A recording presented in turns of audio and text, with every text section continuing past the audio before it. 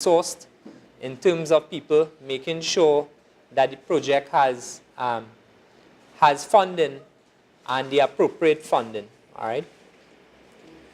Sometimes we talked about the issue of mentoring on projects, all right? If the project is not, you don't have people on board who have the time to actually mentor with you all, then you're going to be a challenge, especially for young people who now start in project management. You will need advice. You will need guidance in terms of how to proceed. Risk management is critical on projects. All right, anybody could give me an example of risk management? What are some of the issues, risk issues? Did you all look at any risk issues in terms of implementing your project? Yeah, go ahead. All right, so in our group, one of the risks that we identified very early on was limited buying from the imams that we wanted to. Limited buying from the imam. That we wanted to reach out to. Recognize that in some of the communities, sourcing information from persons who should know, persons who would have been in communities for a considerable amount of time, is not as forthcoming. And that's because they don't appreciate and or respect what the project is trying to accomplish.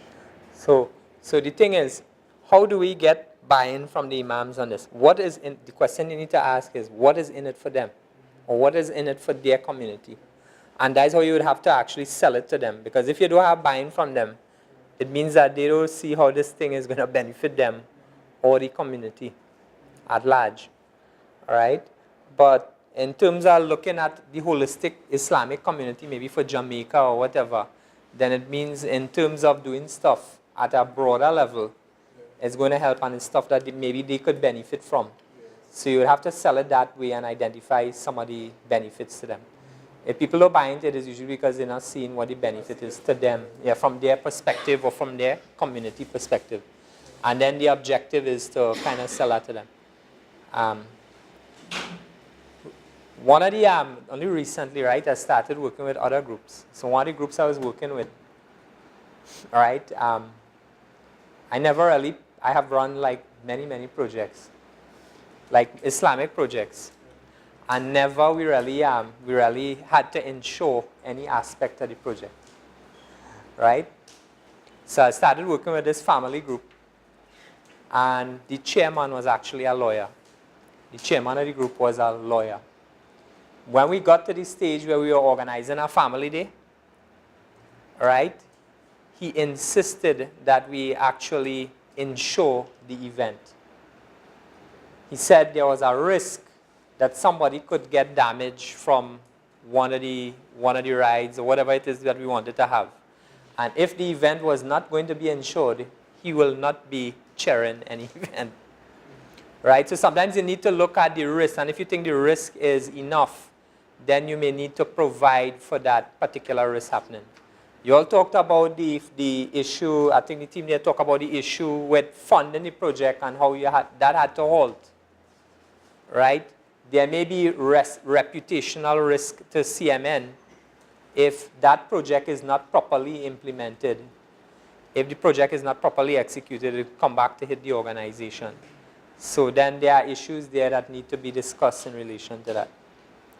So whenever you're doing projects, one of the key considerations you always need to pay mind to is risk. So what we did to mitigate some of the risks for what the chairman wanted to ensure, for example, we paid to have like the Red Cross come and have a medical team there. So if anybody got sick, any little injury, they could deal with it, right? I never did that. All the projects we had over the years, Riza, we never in the masjid ever did something like that.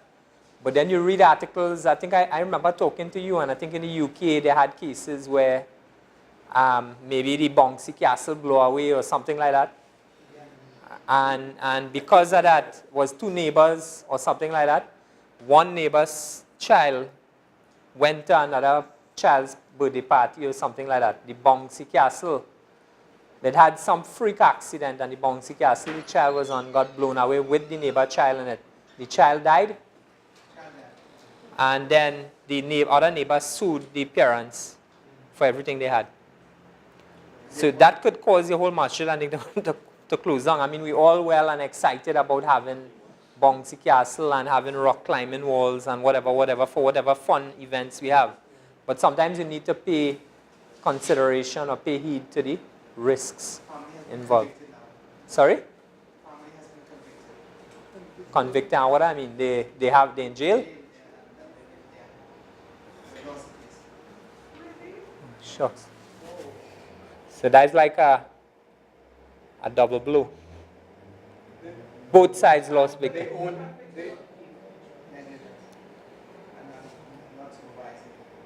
so they owned the castle. No, well, they rented from somebody else. Oh, so the insurance wasn't passed on to the I don't know if it had any insurance and any reason. Yeah. They just had a bouncy castle, they rented from somebody, and a freak windstorm or whatever passed by, and that was it. So that's saying that you're all getting frightened, or whatever events you're having, you just need to look at ways to manage your risk, right? So all these events that we have in the Muslim community, we normally have bouncy castle and rock climbing walls and whatever have you, chair plane and thing. The other day I was by one of the mosques, and a child, the chair plane actually spin and hit the child in the child's head. Child fell down to the ground. But alhamdulillah, the child wasn't injured badly or anything like that. Right? So these things can happen and you need to provide for it. So in your projects, in your project management, you need to consider that.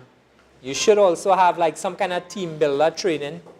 But like Riza was saying yesterday, just being here, working on little activities, you all will be like on a team building exercise. So hopefully some of the skills from that you all would have gotten in the course, how to deal with people, managing situations, working together. All right? So usually at the start of big projects, I remember I was on one big project in work, everybody was sent on a team building exercise. So they know what to expect, what the team dynamics are. Normally they have like 4 stages in the development of teams. I can't remember how we're going now, but it had something about storming, norming, performing, stuff like that. So initially when you now get together, you'll be trying to get accustomed to each other. And you're going to have differences and falling out because you don't understand each other, you're not getting along, people different. And so they call that the storming phase. The norming phase is where you actually acclimatize together, you get to know each other. And you're now probably starting to work. The performing stage is where you're actually working together as a cohesive team. All right, so you need to understand about these things in what you do. Adequate resourcing. Adequate resourcing would have to do not only with people, and people is important on the teams, making sure you have the right team members, making sure the activities that have to be done have the appropriate resources, but also it would have to do with funding. Right? Funding is key for a lot of these projects. Some projects just fall through because, well, they're not properly funded. And they have different ways to fund them. You don't always have to go to organizations to borrow money. I could show you all how to fund without money too. You all want to know? Riza? All right. So I'm going to make it real for you all after listening to what we had said yesterday and the feedback from you all. What we're going to do with you all is an exercise, right? What I want to do is I want to work out what the true cost of this Caribbean Muslim Network event would have been. You all there? We're actually going to work out what the true cost should have been. You all there? And then we're going to work out, well, how we could actually cut costs. Or actually, I'm going to start thinking like Riza and look at ways for how we could actually save costs and how we could actually fund the event. So they have two sides to it of how you would do it. One is raising funds, and the other one is cutting costs. Not necessarily cutting the activities, but reducing your expenditure. You all there? You all want to do that? I don't know if that would be helpful for you all, but I'm trying to make it real for you all based on something you all currently doing. And then talk about the issues. So I could do that with you all. Honestly, today I really came to listen. And I think we talk about a lot of the issues. They don't have much more to do other than like on the funding side. So how are we running for time or are we out of time? We have half an hour. So what I would do is I'm going ahead and we're going to build the costing for this event here and look at the true cost. So Sorry? We're going to look at the costing first and work out the true cost. And then we're going to look to see, we as a team, meaning all of us here, going to look to see how we could look at innovative ways for reducing the cost. You all there?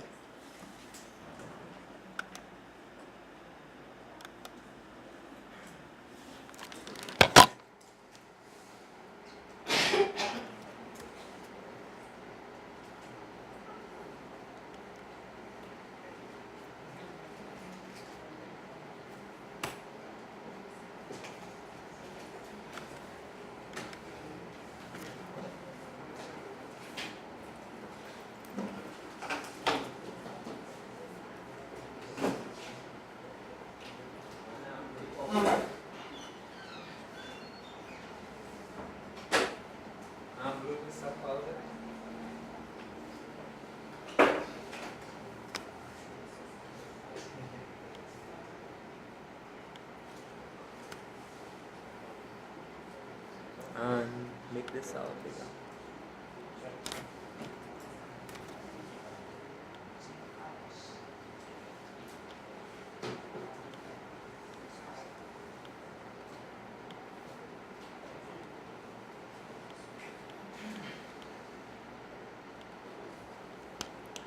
All right.